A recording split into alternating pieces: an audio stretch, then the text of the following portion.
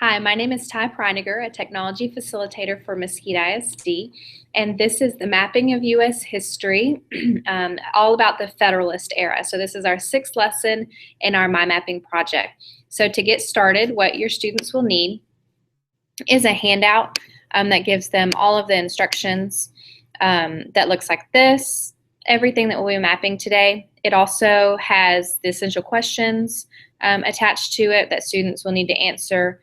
It covers pretty much all the TEKs for this topic. And then the next thing that you'll need is a Google My Map. So if you're starting brand new, you may just have one layer, but right now we're working on the Federalist era. I've already added a marker for England that's red, France is blue, and Spain is orange. I've added a flag, so if you have time, you can add flags to the other markers. And we're going to go zoom in on the United States a little bit.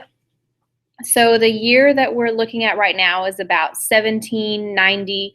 The Constitution has been written. We do have a new country. George Washington is president. And so right now, let's add a marker to show kind of who owns this land. So out here west of the Mississippi River, let's put that this is claimed by Spain. We're going to save that, and we're going to use the style tool and do a custom icon and make it the Spanish flag so we can see that Spain is in control of this area. Spain is also has control of Florida right now. So we can name that Spanish Florida. And we'll make that the Spanish flag as well.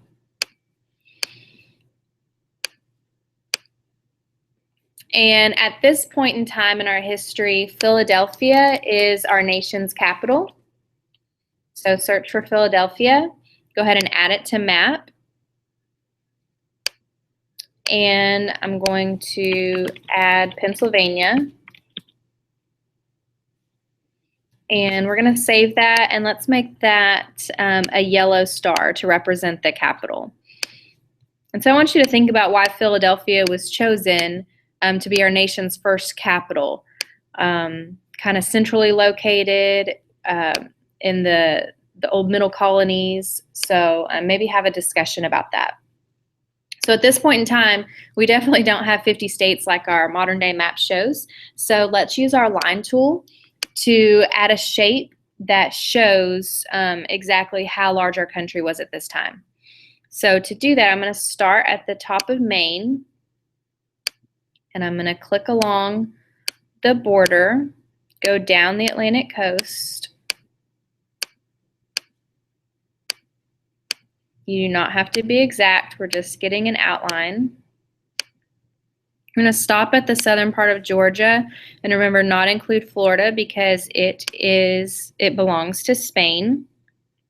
I'm going to go straight across the top of the boot of Louisiana, and then that's where the Mississippi River is. So we're going to click along these jagged state borders because that's the Mississippi River, and that served as the border between the United States and Spain, and eventually France.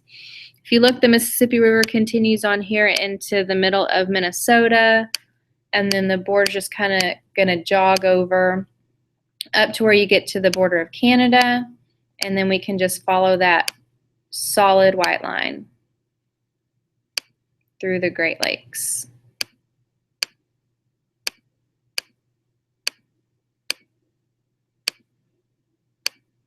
Okay, whenever we get to our very first click that we made, the first dot, our mouse is going to change to a pointer finger. We click on that, and let's name it United States, and that's 1790. And let's make that a green color. Make it about halfway transparent. So this includes the territories and kind of disputed areas. And so while this is where the United States is, I want you to think about what could possibly be happening in Texas or where we live at this point. definitely something that you talked about in 7th grade Texas history. So now let's add some markers to talk about some events and things that were happening during George Washington's presidency. The first thing that we want to map is the Whiskey Rebellion. So I'm going to take my marker tool and I'm going to drop a marker just somewhere in western Pennsylvania. I'm going to name it the Whiskey Rebellion.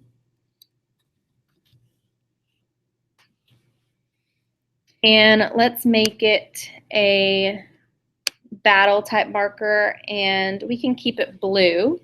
If you need your textbook, you can use page 302 to give a short description of the Whiskey Rebellion. We can search for a picture. But we know that these farmers were upset over a new tax put on whiskey, a tax that was trying to raise money for the debt that the new republic was in. And we'll get to more of that in a second. The second marker that we want to add is the First Bank of the United States. And we can actually go to our search bar and type in First Bank of the United States. It looks like it's on South 3rd Street in Philadelphia, right where the Capitol was. So let's add that to our map. And let's make it a $, about a yellow $. And let me zoom out. And for my description of the First Bank, let's write this.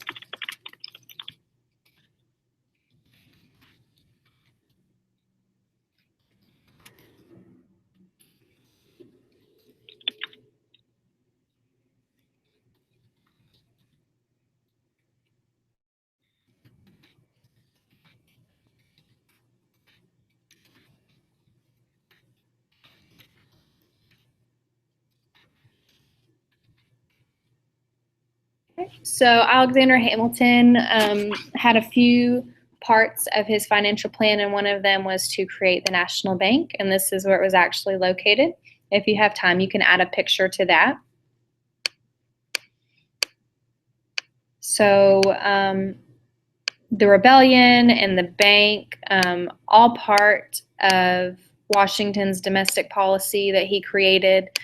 Something that was happening out at sea that was a part of foreign policy was the impressment of American soldiers. So what that is let's take a marker. Well, let's go ahead and pan over here closer to England and drop a marker kind of on the shelf right here. Let's call that impressment. And let's save that. Let's make it a tall ship. Let's make it red because this is going to be the British that are doing this. What was happening is that the British were capturing American ships that were trading with the French. And then what they would do is they would force those American crews that were captured to join the British Navy. And so Washington was faced with a decision. What does he do about that? So let's go ahead and add that description.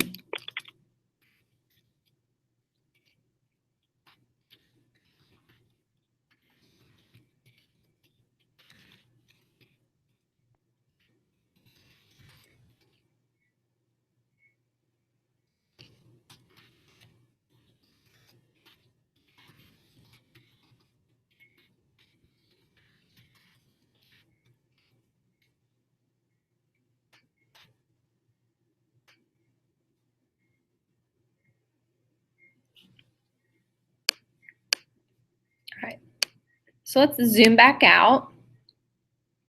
And so Washington was kind of faced with a decision.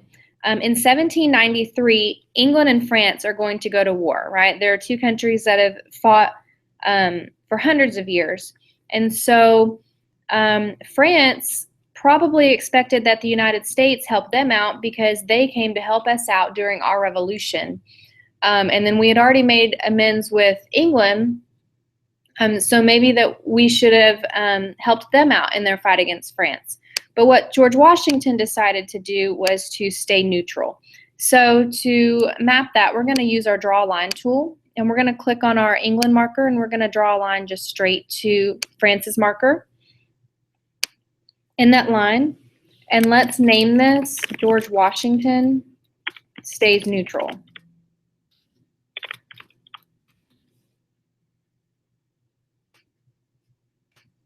And in our description, let's make a note that Britain and France go to war.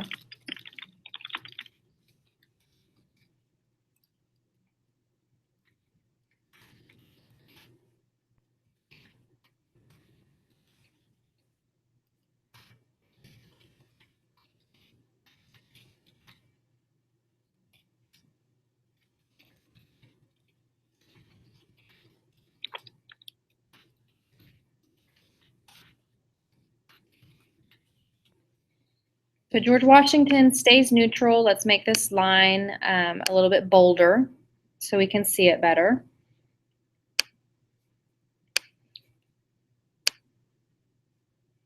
All right, and now another thing with England is they were known for manufacturing goods. In fact, that's where most of our manufactured goods in America came from at the time. And Hamilton believed that the U.S. needed more manufacturing. We needed to be able to produce our own goods. And so what he did as part of his financial plan was to propose some high taxes on imported goods, some protective tariffs, to kind of help raise money for our government and pay off some of that debt. So we're going to use our draw line tool. We're going to start in England, and we're going to just draw a line to the southern United States. And let's name that manufactured goods. And I'm going to go to my handout, and I'm going to copy and paste this little bit about Hamilton.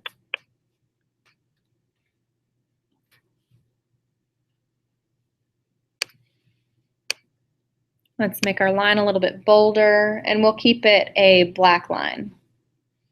So this is actually going to be a trend going through the next 100 years or so in our history class, is the idea of using these protective tariffs to protect our manufacturing here in the United States. And most of those manufactured goods are going to be coming from the northern part. So that's something to keep an eye on, because that is going to be a source of conflict later on. And then what I want to do is I want to map the political parties that were kind of developing here in the United States. We're going to use our line tool, and we're going to, you can zoom in, and we're going to draw a line kind of between the northern and the southern part of the U.S. We're going to call this Federalist versus Democratic Republicans. Some textbooks will drop the word Democratic. For us, it's just kind of easier to put that so that kids don't get confused with modern day Republicans. But with Washington staying neutral and the tariffs and these political parties, those actually end up being the three main things that George Washington warns the country about whenever he's leaving office. So let's put a note about that. Washington warned about forming political parties because he believed that it would divide the nation.